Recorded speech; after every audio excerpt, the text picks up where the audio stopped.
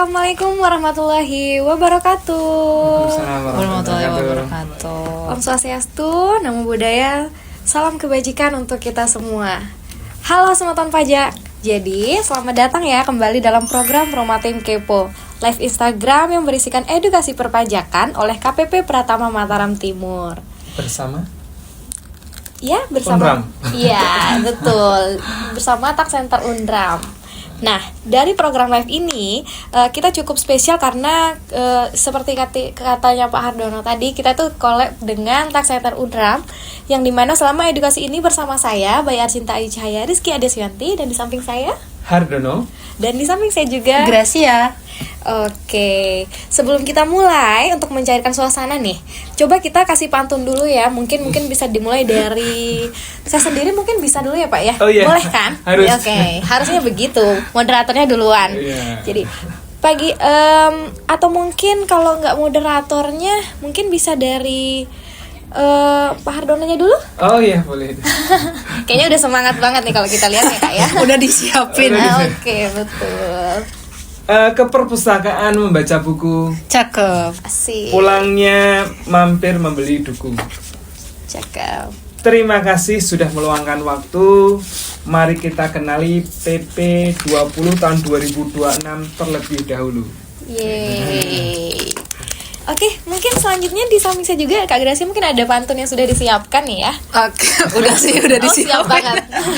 Kirain Pak Hardono ya jadi Kalau yang siap nih. tadi manggilnya Pak Hardono atau Mas Hardono?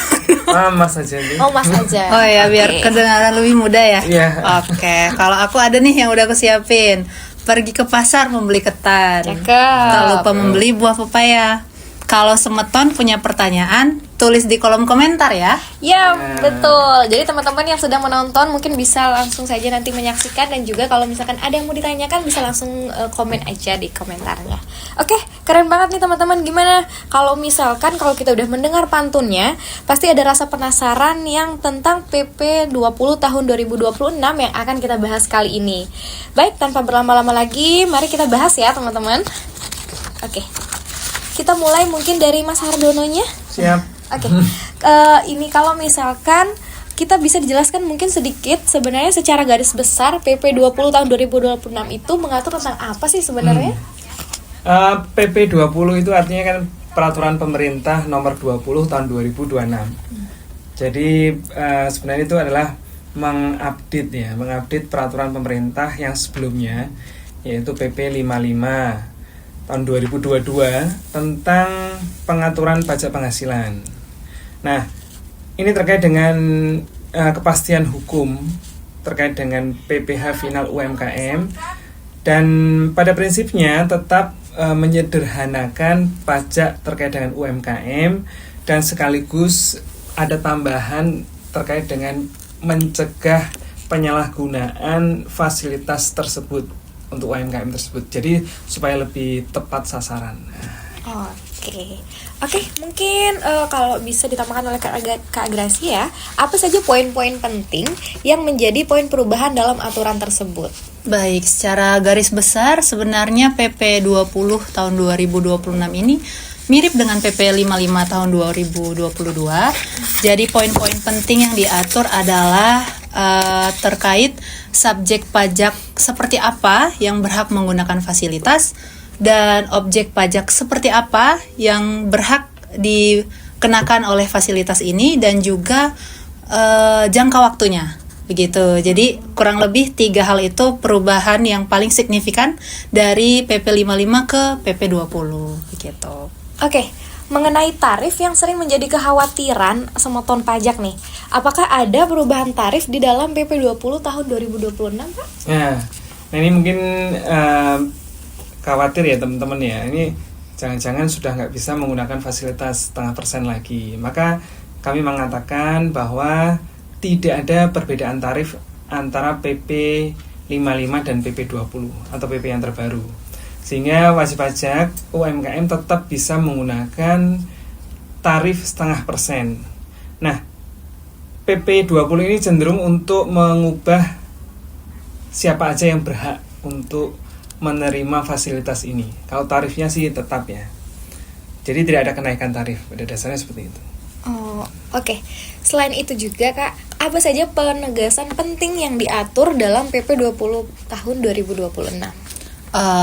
Seperti yang kita tadi udah singgung sebentar ya tentang PP 20 2026 ini, garis besarnya dia mengatur subjek, objek, dan jangka waktu. Jadi ada 3 penegasan penting yang diatur di dalam PP 20 ini. Yang pertama, pemerintah memperjelas kelompok wajib pajak mana yang boleh menggunakan skema PPh final 0,5%. Itu yang pertama. Terus yang kedua ada pengaturan lebih ketat mengenai omset untuk mencegah praktik pemecahan usaha.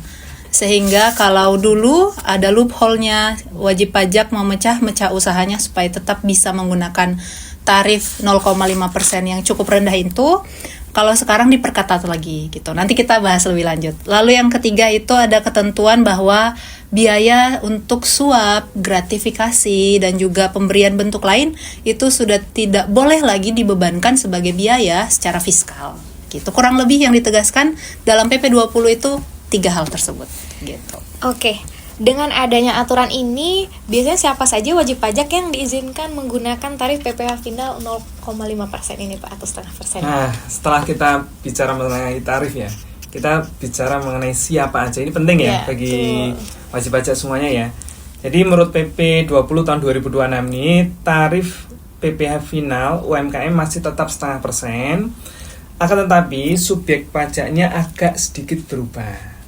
Bagi orang pribadi tentu jangan khawatir, masih tetap bisa menggunakan PP 55 atau PP 20 ini yang menggunakan tarif 0,5%. Jadi yang berhak untuk menggunakan tarif 0,5% adalah yang pertama adalah orang pribadi, wajib pajak orang pribadi.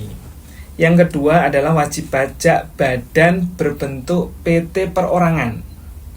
Jadi PT perorangan itu adalah korporasi perorangan yang didirikan oleh satu orang dan koperasi. Jadi orang pribadi, PT perorangan, dan koperasi. Ini masih bisa menggunakan PP 20 yang menggunakan tarif 0,5%. Kemudian perlu diperhatikan juga subjek-subjek pajak tadi yang berhak untuk menggunakan PP 20 itu juga tetap mengikuti batasan tarif batasan omset, yaitu 4,8 per tahun.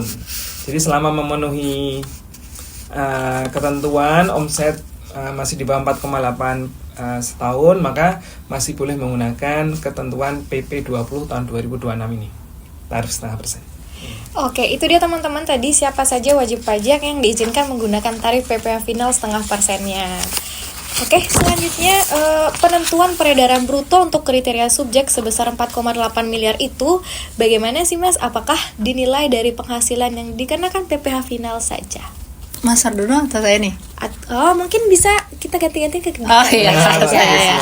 Oke, jadi tadi sempat di-mention sedikit sama Mas Hardono mengenai peredaran bruto, yaitu ada ambang batasnya ya, 4,8.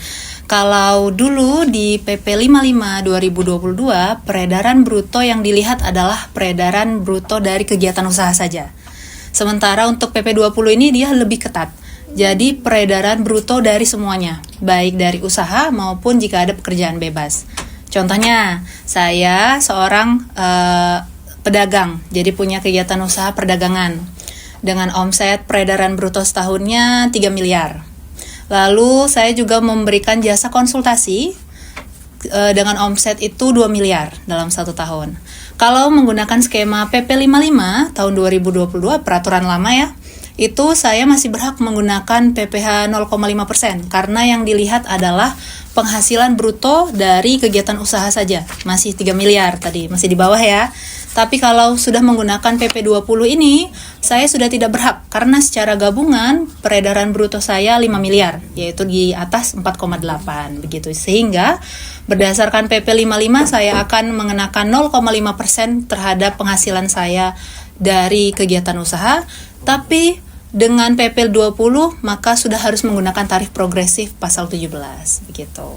Oh, itu dia teman-teman yang kita singgung tentang peredaran bruto tentang kriteria subjek setengah dari 4,8 miliar itu. Oke, selanjutnya untuk WP Badan. Nah, pasti sekitaran Mataram ini banyak banget WP Badan yang masih kebingungan tentang PP 20 tahun 2026 ini. Untuk WP Badan, apakah ketentuannya masih sama kira-kira, Pak? Nah, ini mungkin sedikit perbedaan antara PP 20 dan PP 55. Yang ini perlu teman-teman wajib pajak cermati, karena ini yang salah satu poin yang membedakan PP 20 dengan peraturan sebelumnya. Ya, catat ya. Yaitu wajib pajak badan selain orang pribadi atau PT perorangan selain PT perorangan dan koperasi yang terdaftar sebelum peraturan pemerintah nomor 20 tahun 2026 masih dapat menggunakan tarif PPh final 0,5% sampai dengan jangka waktu pemanfaatannya berakhir. Misalnya wajib pajak CV terdaftar tahun 2025 ya.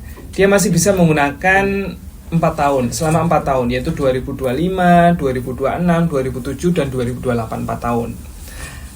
Nah, kalau dia terdaftar tahun 2025, artinya sebelum peraturan pemerintah nomor 20 tahun 2026 ini diundangkan. Sedangkan untuk badan, CV, PT, dan lain sebagainya, kecuali tadi koperasi atau PT perorangan tadi ya, yang terdaftar setelah peraturan pemerintah nomor 20 tahun 2026 ini diundangkan, maka dia sudah tidak bisa menggunakan fasilitas PPh final 0,5% lagi. Oke, baik. Berarti kalau untuk jangka waktu secara pasti untuk masing-masing jenis wajib pajak untuk bisa menggunakan PPh final ini gimana kira-kira, Kak? Baik, ini lebih ke summary yang udah disampaikan sama Mas Hardono ya. Kalau orang pribadi dan PT perorangan itu di peraturan yang lama PP 55 diatur jangka waktunya untuk orang pribadi adalah 7 tahun. Sementara PT perorangan itu dulu dipersamakan dengan PT biasa, badan biasa gitu. Sehingga 4 tahun gitu anggapannya kan. Lalu untuk PP 20 sekarang ditegaskan bagi wajib pajak orang pribadi dan juga PT perorangan itu bisa menggunakan fasilitas ini selama tidak membatalkan haknya dengan memenuhi pertama tadi omsetnya di atas 4,8 atau dengan sadar memilih tarif normal atau progresif pasal 17. Dan selama dia masih berhak memenuhi ketentuan subjek dan objek, dia boleh menggunakan tarif 0,5% tanpa jangka waktu. Artinya selama peraturan ini belum dicabut, dia masih bisa terus menggunakan 0,5%. Lalu untuk kalau wajib pajak badan tadi jelas yang boleh hanya PT perorangan dan itu juga tanpa batas waktu seperti wajib pajak orang pribadi. Untuk wajib pajak lain selain PT perorangan dan koperasi sudah tidak boleh ya Mas ya. Jadi hanya bagi mereka yang terdaftar sebelum PP 20 ini diundangkan. Diundangkannya kapan? Itu 22 April 2026. Jadi kalau dia terdaftar NPWP-nya masih 21 April, itu masih bisa 4 tahun dia pakai untuk PT, CV gitu selain perorangan. Lalu untuk koperasi ini secara khusus ada ketentuan peralihannya dan juga diperbolehkan dia menggunakan fasilitas 0,5% 4 tahun. Begitu. Oke, untuk menyinggung sedikit tentang ketentuan peralihan, apakah benar nih untuk koperasi dengan NPP yang terdaftar sebelum PP bisa memakai tarif PPh final sampai dengan 2029? Benar sekali. Jadi koperasi ini istimewa ya. Jadi koperasi bisa menggunakan tarif UMKM selama 4 tahun dan sesuai dengan PP 20 untuk operasi yang terdaftar sebelum peraturan pemerintah nomor 20 ini berlaku dan jangka pemanfaatan PPh finalnya berakhir pada tahun 2024 sampai dengan tahun 2029, maka dia bisa dikenakan PPh final untuk tahun 2025 sampai dengan 2029 sepanjang wajib pajak bersangkutan sesuai dengan kriteria PP 55 tahun 2022, yaitu omsetnya masih di bawah 4,8. Jadi koperasi masih mendapatkan fasilitas sampai 2029 ya. Sepanjang tadi omsetnya masih di bawah 4,8 miliar. Oke, berarti dari tadi kalau kita bisa lihat kan, koperasi ini lumayan ada sedikit spesial seperti tadi yang sudah dijelaskan. Nah, karena koperasi itu kan terdiri dari beberapa anggota gitu ya, Yes. menyangkut kesejahteraan banyak orang. Nah, oke. Gitu kan. Jadi selanjutnya, kalau misalkan untuk wajib pajak orang pribadi atau PT perorangan yang berdasarkan PP baru menjadi tidak memenuhi kriteria sejak atau subjek bagaimana kira-kira? Baik, karena tadi ada beberapa ketentuan baru ya di PP 20, misalnya ketentuan tentang peredaran bruto. Bagi wajib pajak seperti yang saya contohkan saya tadi gitu ya, awalnya berhak karena melihat peredaran bruto dari usahanya saja hanya 3 miliar. Ketika PP 20 muncul menjadi tidak berhak karena peredaran bruto yang diperhitungkan 5 miliar bukan lagi 3. Itu diberikan waktu relaksasi menggunakan PPh final ini sampai dengan akhir 2026. Jadi boleh sepanjang tahun pajak 2026 Januari sampai Desember masih boleh pakai PPh final 0,5%. Tapi berikutnya mulai dari Januari 2027 sudah tidak berhak begitu. Oke. Next nih. Biasanya ketentuan lain yang diatur dalam PP 20 2026 ini selain mengenai PPh final 0,5% ini gimana kira-kira? Nah, pada pasal 20A terdapat ketentuan yang menegaskan bahwa biaya berupa suap, gratifikasi atau pemberian lain termasuk kepada pejabat publik asing tidak dapat menjadi pengurang penghasilan bruto dalam penghitungan pajak. Nah, ini pemerintah artinya mendukung tata kelola yang baik untuk perusahaan ya. Sudah di stop lagi masalah gratifikasi, suap untuk memperlancar perizinan dan lain sebagainya. Sehingga tidak bolehlah dialokasikan untuk hal tersebut gitu ya. Supaya tata kelola perusahaan itu juga sudah bersih gitu. Baik. Oke, tadi udah beberapa kita sudah jelaskan teman-teman, baik siapa yang termasuk dalam subjeknya atau menyinggung tentang apapun yang pada tahun PP 20 tahun 2026 ini. Mungkin next sekarang Mas dan juga Kak, kali ini kita bahas tentang contoh kasus. Mungkin agar lebih relate pada teman-teman dan bukan hanya pada contoh kasus, mungkin ini langsung ada pada WP-WP yang pernah kita layani mungkin ya. Oke, untuk contoh kasus pertama di sini kira-kira untuk materinya sudah cukup lumayan kita jelaskan tadi ya. Untuk kasus pertama nih, kalau misalkan ada orang, contohnya kita namakan saja Tuan Alex yang seorang pelukis nih, kira-kira apakah penghasilan yang diterima termasuk penghasilan pekerjaan bebas? Nah, kuncinya kata-kata pekerjaan bebas adalah terikat dengan kontrak atau enggak, terikat dengan perjanjian kerjasama antara pekerja dengan pemberi kerja atau enggak. Jadi ada ikatan itu atau enggak. Nah, dalam kasus Tuan Alex ini misalnya dia mengajarkan cara melukis atau memberikan jasa melukis untuk dan atas namanya sendiri, dan dia memperoleh penghasilan yang tidak terikat dari suatu hubungan kerja ya, jadi ya tidak terikat pada hubungan kerja, maka Tuan Alex atas penyerahan jasa hubungan kerjaan melukisnya tadi adalah disebut sebagai pekerjaan bebas, tidak terikat hubungan kerja. Jadi kuncinya di sini. Kemudian, namun jika dia mempunyai usaha kursus, misalnya usaha kursus melukis, studio melukis, mempekerjakan orang lain, kemudian penghasilan dari usaha tersebut bukan merupakan penghasilan dari jasa hubungan dengan pekerjaan bebas. Jadi mungkin dia produk dari studionya itu yang dilukis oleh banyak orang gitu kan, dia jual di galerinya gitu kan. Nah, itu bukan termasuk pekerjaan bebas kalau seperti itu.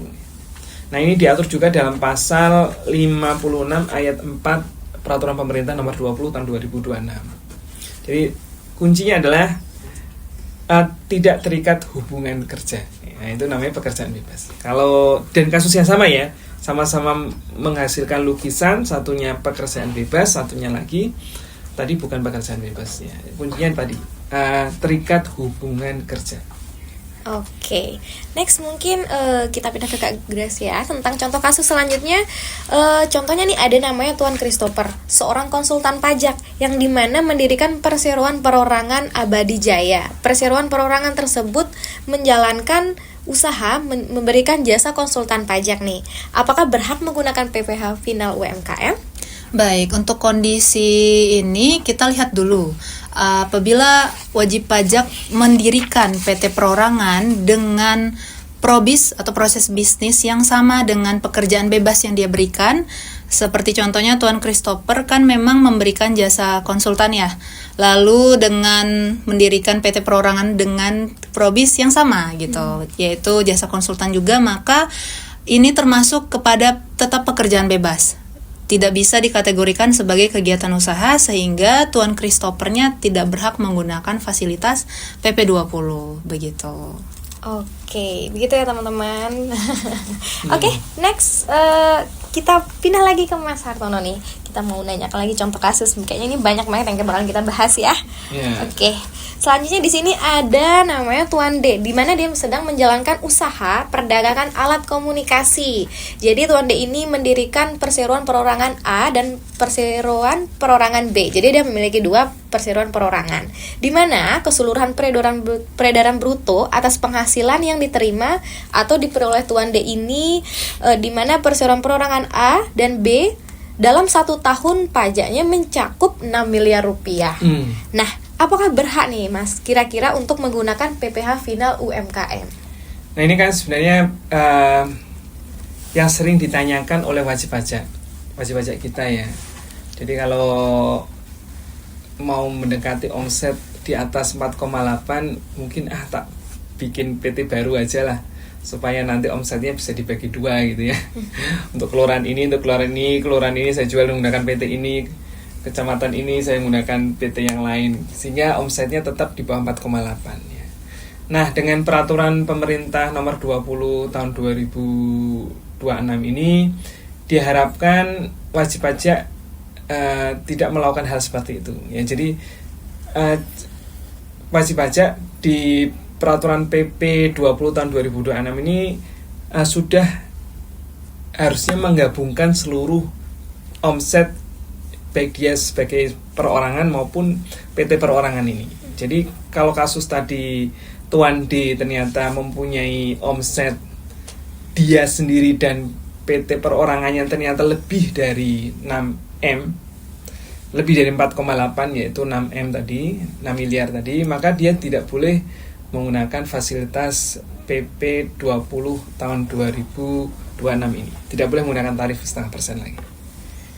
Oke, Jadi sebenarnya digabung gitu ya, harusnya digabung. contoh kasusnya ini emang agak happening ya, apalagi kita sering banget kita temukan di mana dia emang sengaja untuk membuat perseroan 2 gitu kan. Nah, oke, contoh kasus selanjutnya nih Kak Gracia. Koperasi DMP memiliki usaha penjualan bahan pangan dan kebutuhan rumah tangga, terdapat sebagai wajib pajak pada tanggal 2 Mei 2024. Nah, bagaimana kira-kira perhitungan PPh-nya? Ya, untuk koperasi karena memang secara khusus ya dia memiliki ketentuan peralihan tersendiri pada PP 20 ini. Bagi koperasi yang terdaftar masih sebelum PP 20 ini diundangkan, maka dan jangka waktu penggunaan fasilitasnya masih sebelum 2029, itu masih boleh menggunakan fasilitas 0,5% sampai dengan 2029. Melihat Koperasi DMP ini terdaftarnya 2 Mei 2024, artinya menggunakan 4 tahunnya kan masih 2024, 2025, 2026, dan 2027. Artinya masih dalam jangka waktu peralihan nih. Sehingga koperasi DMP ini masih boleh menggunakan tarif 0,5% sampai dengan 2029. Tambah 2 tahun. Asik. Gitu. 2026, 2027, 2020. Oh, masih tambah banyak ternyata. Tambah banyak Iya. ternyata. Bukan cuma 2 DMP apa tahun. ini? Koperasi DMP. Namanya DMP. Koperasi Desa Merah Putih. Oh ya, mungkin ya, boleh. Ikut pengurus. Enggak. Kan kita masuk. Semoga nanti jadi pengurus DMP ya. Jualan apa ya? Jualan sembako. Oke, ternyata di koperasi ini masih bisa untuk transisi gitu ya, Mbak. Untuk selanjutnya contoh kasusnya ini kita beri lagi ke Mas Hartono. Bagaimana untuk penghasilan yang diperoleh suami istri? Bagaimanakah perhitungan penghasilan yang menjadi dasar pengenaan PPh? Jadi kalau kita itu kan menerapkan, negara kita menerapkan satu NPWP, satu keluarga satu NPWP ya. Jadi sehingga penghasilan seluruh anggota keluarga itu harus digabungkan. Kemudian ditotal. Apabila ternyata melebihi dari 4,8 miliar dalam setahun, maka tahun berikutnya itu seharusnya tidak boleh menggunakan tarif pajak 0,5% atau menggunakan tarif yang umum. Jadi gitu. Jadi tetap itu harus digabungkan dulu. Kalau ternyata lebih dari 4,8 dalam setahun, tahun depannya harus menggunakan tarif umum, tidak boleh menggunakan 0,5% lagi. Oke, baik. Untuk kasus selanjutnya, di sini ada perseroan perorangan XY terdaftar sebagai wajib pajak pada tanggal 20 September 2026. Selama tahun pajak 2026, perseroan perorangan XY menerima atau memperoleh penghasilan dari usaha persewaan gedung dengan nominal 2,5 M dan dari usaha perdagangan alat-alat kebersihan bangunan sebesar 500 juta. Nah, bagaimana perpajakannya? Sedangkan kan atas penghasilan perdagangan bisa memakai tarif PPh final atau tidak? Lalu untuk tahun 2027 nih, apakah masih bisa memakai tarif PPh final?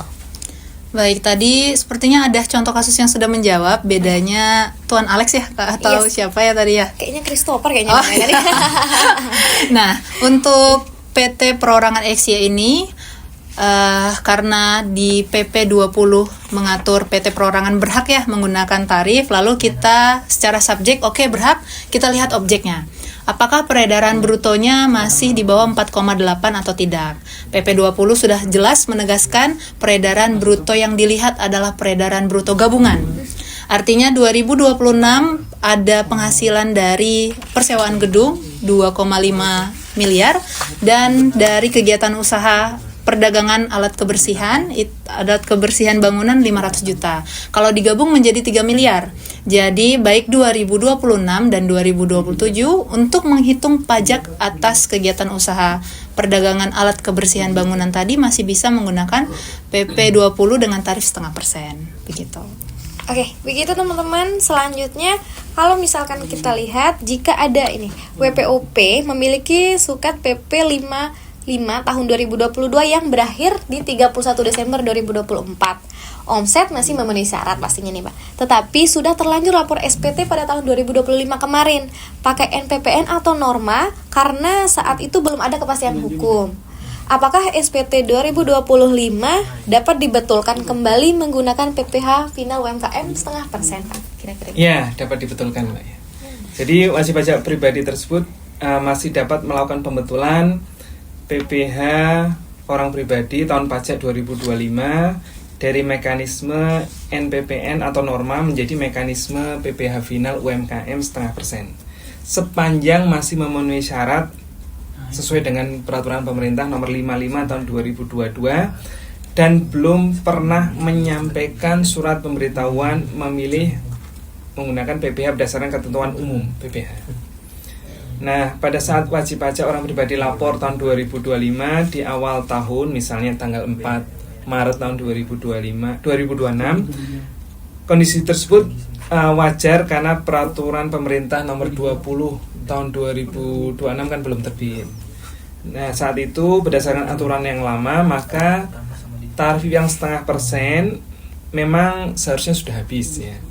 Namun setelah PP 20 tahun 2026 berlaku, maka terdapat ketentuan peralihan yang mengatur tersebut, yaitu pasal 2 angka 1 huruf A yang memberikan dasar hukum bagi wajib pajak orang pribadi tersebut untuk tetap dapat menggunakan PPh final UMKM pada tahun 2025 dan pada tahun 2026 selama memenuhi ketentuan yang lama, yaitu PP 55 tahun 2022, yaitu ketentuan ini adalah bentuk relaksasi retroaktif atau berlaku surut untuk mengamankan kondisi yang sudah terjadi, sehingga menjadi kepastian hukum atau jembatan hukum agar wajib pajak orang pribadi tersebut seharusnya beralih ke tarif umum, tapi masih tetap sah menggunakan 0,5%.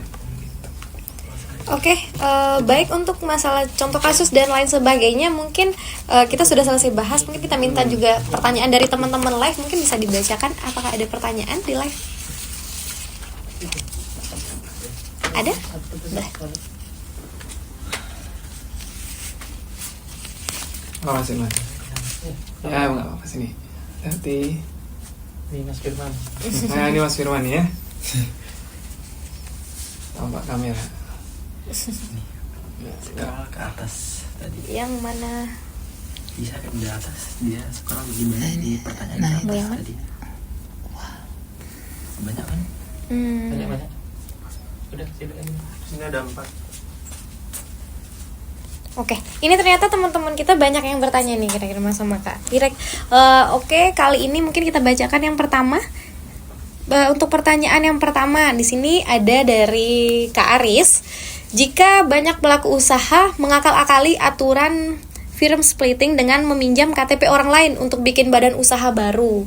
Nah, bagaimana instrumen pajak kita bisa melacak pemilik sebenarnya di level UMKM? Kira-kira mau jawab Kak Gracia atau Mas? Masuk dulu. Nah, ini sebenarnya kan kalau kita melihat kegiatan usaha seseorang ya, itu kan harusnya urut dari semua perizinannya ya.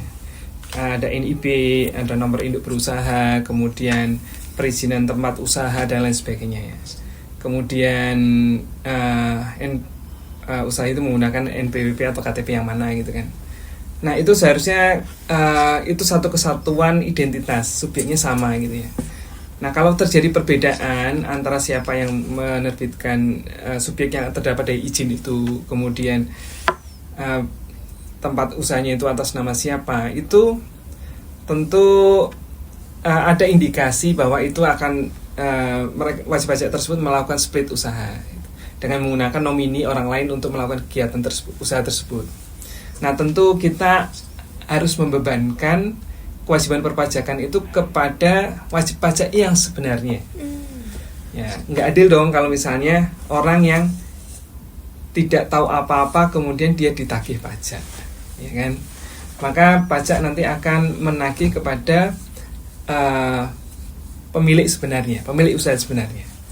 Tapi itu juga bukan hal yang mudah ya, karena kalau semua ternyata perizinan, kemudian semua dokumen-dokumen ternyata juga sama, ya,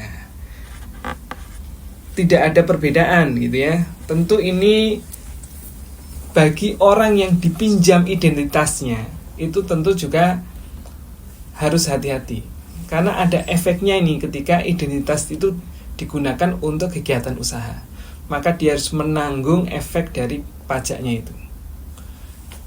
Dan kita tentu akan meneliti profil masing-masing wajib pajak itu, apakah penghasilannya cocok dengan hartanya, ya gitu ya.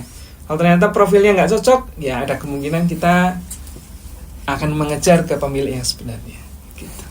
Oke, ternyata kalau misalkan kita mendengar penjelasan tadi, ternyata untuk masalah meminjam nama atau KTP itu lumayan sensitif ya teman-teman. Apalagi untuk skema perpajakan ini kan yang namanya yang memiliki usaha pastinya harus lebih lebih profil lagi untuk masalah namanya gitu. Jadi kita nggak bisa sembarang buat minjem nama KTP orang. Oke, next di sini ada pertanyaan nih. Kira-kira ini pertanyaan dari Kak Diana ya. Bagaimana kesiapan sistem administrasi perpajakan Cortex dalam mendukung implementasi penggabungan omset yang diatur dalam PP nomor 20 tahun 2026? Secara kan apalagi di sini Cortex baru saja diperbarui atau kayak gimana, apalagi di sini ada terbitnya PP nomor 20 tahun 2026. Kira-kira ini gimana? Kesiapan sistem Cortex-nya. Yang mau jawab Kak Gracia bisa? Boleh. Silakan. Untuk Cortex sendiri yang tentunya akan selalu diperbaharui ya, supaya tetap relevan dengan kondisi ekonomi dan kemajuan pergerakan wajib pajak. Itu untuk sekarang kita bisa melihat yang namanya bukti potong yang diterima wajib pajak. Jadi untuk wajib pajak yang memang melaksanakan kegiatan usaha, ketika dia bertransaksi dengan pihak lain dan dilakukan pemotongan atas transaksi itu, kita bisa mendeteksi. Jadi bagi wajib pajak yang memang ada kegiatan usaha, kita tahu oh wajib pajak A misalnya menerima bukti potong dari ini. Nah, ketika kita menemukan data tersebut, biasanya kita ekualisasi ya Mas ya dengan penghasilan yang diakui sama wajib pajak. Nah, kalau terjadi perbedaan berarti butuh penelitian lebih lanjut ya. Mengapa bisa terjadi perbedaan? Jika yang dipotong penghasilannya berapa, yang diakui berapa, begitu. Nah, di situ mungkin akan terjadi perbandingan data, juga kita mungkin akan meminta konfirmasi dari wajib pajaknya kalau memang dibutuhkan, begitu. Jadi untuk sekarang sistemnya udah mulai menuju ke sana dan kami juga yakin akan semakin ditingkatkan tentang integrasi data, baik itu dari pihak lain, dari perbankan, dari imigrasi dan sebagainya, supaya kita bisa tarik data atas transaksi-transaksi yang dilakukan oleh wajib pajak, begitu, supaya mencegah semua entah firm split atau pembagian-pembagian penghasilan supaya memecah-mecah nominalnya menjadi kecil seperti itu. Oke. Mungkin ada tambahan dari? Mungkin terkait dengan ruang lingkup sendiri ya. Ruang lingkup sendiri ruang lingkup PP 20 ini kan sebenarnya sudah tidak mengizinkan CV dan PT baru untuk menggunakan 0,5% ini ya. Sehingga kita kan akan bergerak ke PT perorangan, kemudian orang pribadi. Nah, PT perorangan ini tentu dia ada penanggung jawabnya. Penanggung jawabnya kalau di PT perorangan itu nanti akan muncul KTP penanggung jawab, dan itu kalau PT perorangan ya hanya 1 orang aja. Nah, tentu ini akan memudahkan petugas pajak untuk mengumpulkan PT yang terkait dengan usaha KTP ini itu digunakan untuk siapa aja sih gitu ya. KTP A misalnya nomor sekian digunakan untuk usaha orang pribadi ini, kemudian digunakan juga untuk PT perorangan ini, KTP ini juga digunakan untuk PT perorangan ini, meskipun masing-masing PT perorangan itu ada NPWP-nya sendiri. Nah, itu di Kortek ini bisa terbaca gitu ya, terbaca, sehingga bisa nanti terkumpul jadi satu ya, antara orang pribadi ini, kemudian PT perorangan ini juga mengacu ke seperti ini gitu ya, sehingga nanti bisa terkumpul jadi satu, sehingga kita bisa melakukan himbauan bahwa ini sudah tidak bisa lagi menggunakan 0,5%, seharusnya sudah menggunakan tarif yang umum karena omsetnya sudah di atas 4,8 seperti itu. Tapi kalau yang PT, CV dan lainnya yang memang baru terdaftar itu sudah nggak bisa lagi menggunakan 0,5%, sehingga ini kan bisa kita cegah ini kalau ya orang yang mau split ya tadi ya. Oke, mungkin pertanyaannya bisa lagi boleh? Boleh silahkan. Sampai berapa nih kira-kira pertanyaan? Sampai subuh. Kira-kira pertanyaan sampai berapa? Karena ini teman-teman sangat excited kalau saya lihat dari IG ini banyak banget yang masih bertanya yang kita. Jadi semua mahasiswa Unram ini yang bertanya. Sepertinya iya kayaknya ini ya. Atau boleh dari sananya ada? Oh iya. Atau di gantian aja ya. Gantian ya. 5 di sini, 5 di situ kali ya. Oke. Iya, ini ada. Nah, di sini ada pertanyaan dari Kak Dinda. Kalau misalkan apakah ada perubahan tarif pajak dalam PP ini atau lebih ke perubahan prosedur atau administrasinya saja? Kira-kira perubahan menjawab? tarif? Siapa? Perubahan tarif? Ada nggak? Ini dari akun Masih akun Onram. Iya. Oh iya. Perubahan tarif pajak dan PP ini lebih ke perubahan prosedur. Kalau tarif tadi sepertinya kita sudah bahas ya, tidak ada perubahan, tetap 0,5%. Lalu untuk prosedur juga sebenarnya tidak ada, lebih ke menegaskan siapa subjek yang berhak, objek seperti apa yang berhak, dan jangka waktunya gitu. Sehingga kalau prosedur tidak ada, karena ketika wajib pajak memenuhi kriteria subjek dan objek, dia tidak perlu menempuh prosedur apapun begitu. Cukup menunjukkan, karena pajak kita sistemnya self assessment, begitu dia menyatakan peredaran bruto saya adalah di bawah 4,8 dalam 1 tahun, maka dia langsung berhak tanpa harus menempuh prosedur administrasi apapun begitu. Oke, di sini lumayan banyak ternyata teman-teman. Jadi kita bingung ini pilih yang mana. Ya, berurut aja. Oke, boleh. Di sini program apa saja yang bisa dilakukan oleh KPP untuk meningkatkan kesadaran pajak masyarakat, apalagi di sini baru ada turun PP nomor 20 tahun 2026. Program kesadaran ya. Berarti kita senantiasa untuk mengingatkan wajib pajak ya, mengingatkan wajib pajak melalui media sosial, kemudian lewat channel-channel informasi yang ada terkait dengan pelaporan dan pembayaran. Jadi terus kita bantu juga wajib pajak dalam melaksanakan kewajiban perpajakan itu. Kita juga melakukan mendata ya, mana-mana wajib pajak yang belum melakukan kewajiban perpajakan. Kemudian kita secara sampling, kita ambil sampling untuk kita ingatkan untuk melapor. Dan ini kan sebenarnya kewajiban yang rutin dilakukan ya. Artinya kalau wajib pajak yang lama harapannya kan sudah bisa melakukan kewajiban pajak dengan tepat. Nah, untuk wajib pajak baru tentu kita ketika mereka mendaftar, kita juga ingatkan kewajiban-kewajiban perpajakannya, sehingga mencegah wajib pajak kena denda administrasi. Nah, itu tujuan kami sebenarnya. Oke, di sini sekali lagi once again kayaknya di sini ada pertanyaan lumayan simple pertanyaan, tapi ini mencakup semuanya. Kalau misalkan diringkas dalam satu pesan, hal utama apa yang wajib dipahami tentang PP 20 tahun 2026? Kira-kira yang menjawab Kak Genis ya?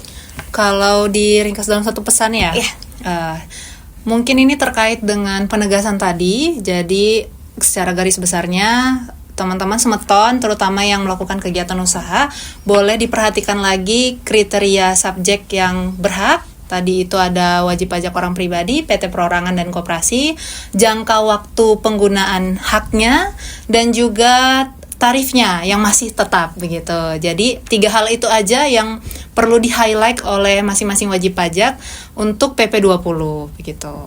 Itu saja sepertinya. Oke, mungkin ada pertanyaan selanjutnya di akunnya. Di akunnya Instagram KPP mungkin ada pertanyaan. Mungkin karena tadi keluar masuk rumah pakai dikit aja bisa.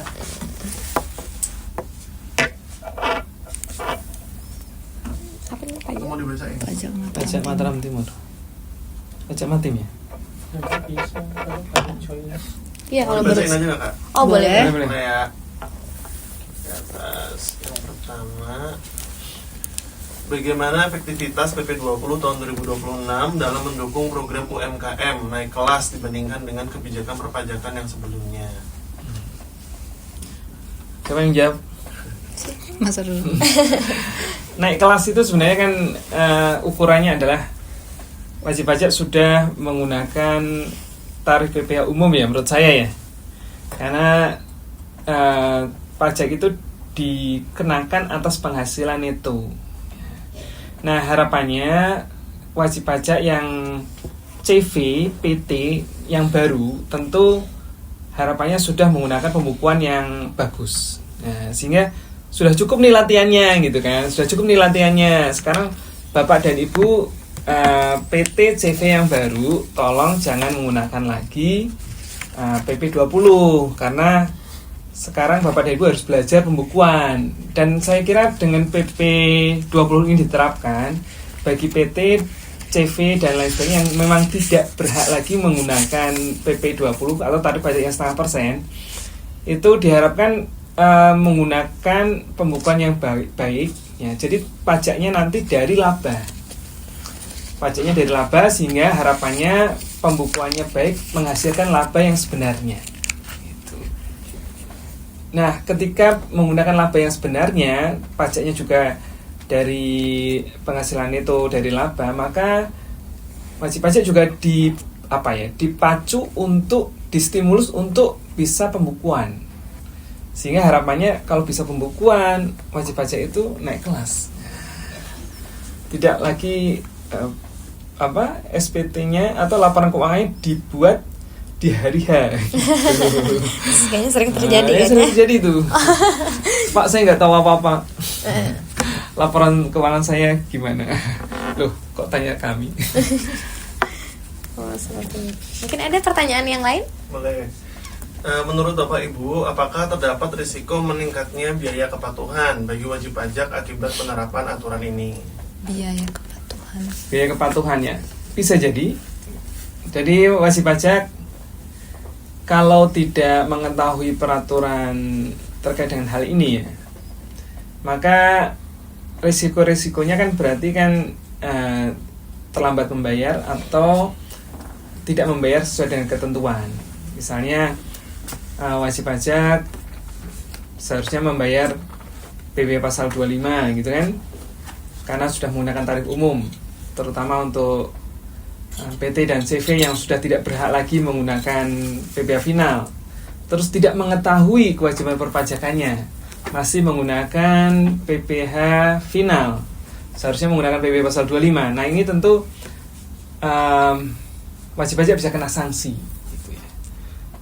Nah ini perlu wajib pajak itu mempelajari apakah tahun ini saya masih bisa menggunakan tarif 0,5% atau enggak, apakah saya masih bisa menggunakan tarif 0,5% atau enggak, atau tarif umum. Nah ini perlu dipelajari sehingga kewajiban perpajakannya bisa dilakukan dengan tepat. Kalau tepat, insya Allah tidak ada sanksi yang menyertai. Nah, gitu. Harapannya seperti itu. Mungkin Mbak Kris Mungkin cukup. Ada pertanyaan lagi? Ada satu terakhir nih. Nah, Kakak, saat ini konten kreator masuk sebagai pekerjaan bebas. Nah, apakah ini sudah adil ya, mengingat penghasilannya itu sering tidak tetap? Nah itu dia pertanyaan yang lumayan happening. Kayaknya teman-teman ini banyak konten kreator, apalagi aplikasi itu kan sudah banyak menghasilkan uang gitu. Kira-kira bagaimana ini? Gimana Mbak Grace? Mbak Grace mungkin yang Coba kita sama-sama kreator Gen Z. kita. Di pasal 50 ya kalau nggak salah itu penambahan jenis pekerjaan yang tergolong penghasilan dari pekerjaan bebas. Salah satunya ada influencer, content creator, itu ada di dalam pasal itu yang sebelumnya belum diatur gitu. Jadi semenjak berlakunya PP 20 ini memang semakin ditegaskan bagi pekerjaan influencer dan content creator adalah pekerjaan bebas yang mana menggunakan norma. Jadi bagi semeton pajak yang saat ini menggeluti bidang content creator, mungkin dilihat dulu normanya. Berapapun norma masing-masing kota, karena setiap kota itu berbeda ya, diatur oleh DJP. Misalnya, ini misal ya, saya juga nggak hafal normanya. Di kota Mataram untuk influencer dan content creator memiliki norma 20%. 20% itu artinya dianggaplah dari 100% penghasilan 20% saja yang menjadi neto. Itu kan tergolong cukup kecil ya, menghitung penghasilan bersihnya 20% langsung. Jadi anggapannya 80%-nya adalah biaya gitu. Mengapa content creator dan influencer sekarang digolongkan menjadi pekerjaan bebas? Karena balik ke definisi pekerjaan bebas itu lagi. Kalau kegiatan usaha artinya kita ada memberikan usaha tertentu untuk mendapatkan penghasilan. Itu contoh kita menjual sesuatu seperti barang dagangan kayak gitu ya. Ada tempat usahanya. Sementara kalau content creator dan influencer ini kan sifatnya lebih bebas ya.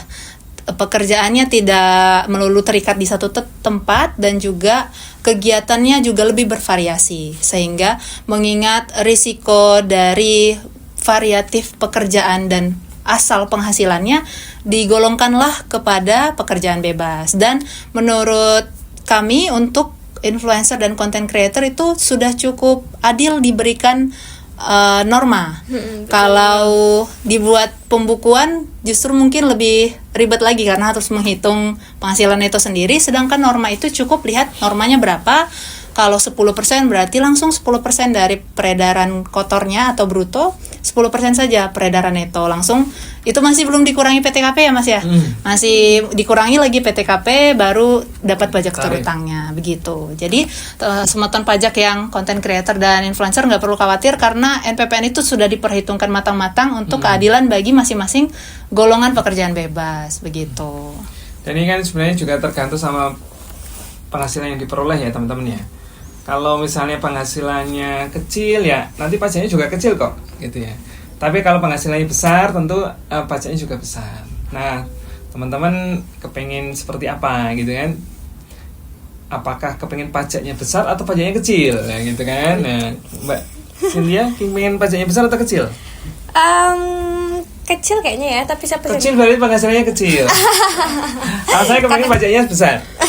Jujur ya, karena berarti penghasilan saya besar. Nah, konten kreator saya kira ini juga memicu konten kreator juga untuk berproduksi ya. Supaya apa? Supaya saya kepingin nih penghasilan saya juga besar, supaya nanti pajaknya juga sesuai lah. Jadi saya kira masih adil lah, yang berpenghasilan besar pajaknya besar, yang berpenghasilan kecil dan pajaknya juga kecil. Oke. Ya. Berarti kalau misalkan kita lihat teman-teman influencer apalagi yang lainnya kayaknya emang butuh edukasi seperti ini karena mereka tuh hanya melihat sebagai ditarik pajaknya aja tanpa ngerti pajak yang dimaksud itu seperti apa. Mereka hanya pada fokus ditarik pajaknya, sedangkan kan itu ada skema-skema yang tertentunya. Oke, mungkin pertanyaannya itu aja. Baik, Semoton, tidak terasa kita sudah sampai di penghujung acara ya. Terima kasih banyak kepada teman-teman juga Semoton yang sudah menyempatkan diri untuk menyimak edukasi ini. Terima kasih juga kepada kedua narasumber pada materi ini yang menjelaskan yaitu PP 20 tahun 2026 dengan sangat ciamik. Oke, sebelum acara ini saya tutup, saya mengingatkan kepada Semoton Pajak juga jangan lupa untuk follow sosial media dari KPP Pratama Mataram Timur dan juga Tax Center Universitas Mataram. Selain itu juga pantau dan ikuti terus kegiatan edukasi melalui kanal IG Live KPP Pratama Mataram Timur bersama Tax Center Unram untuk dapat info terbaru seputar perpajakan. Nah, sampai jumpa di live IG selanjutnya ya Semoton Pajak. Yeay. Terima kasih. Assalamualaikum warahmatullahi wabarakatuh. Assalamualaikum Selamat warahmatullahi wabarakatuh. siang.